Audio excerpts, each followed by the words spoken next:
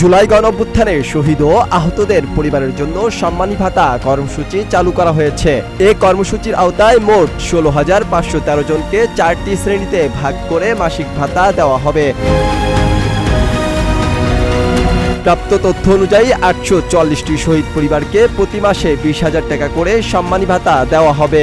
এছাড়া এ শ্রেণীভুক্ত ১,৬০৭ জন আহত ব্যক্তি মাসে ২০,০০০ টাকা, বি শ্রেণীভুক্ত ১,৬১৪ জন আহত ব্যক্তি মাসে ১৫,০০০ টাকা এবং সি শ্রেণীভুক্ত ১২,৪৪৮ জন আহত ব্যক্তি মাসে ১০,০০০ টাকা করে পাবেন। সংশ্লিষ্ট সূত্র জানায়, শহীদ পরিবার ও আহতদের জন্য এই ভাতা কাঠামো বীর মুক্তিযোদ্ধাদের সম্মানী ভাতার সঙ্গে সামঞ্জস্য রেখে নির্ধারণ করা হয়েছে। এ কর্মসূচি বাস্তবায়নে আগামী অর্থবছরে মোট ২৭৩ কোটি ২৫ লাখ টাকা ব্যয় ধরা হয়েছে।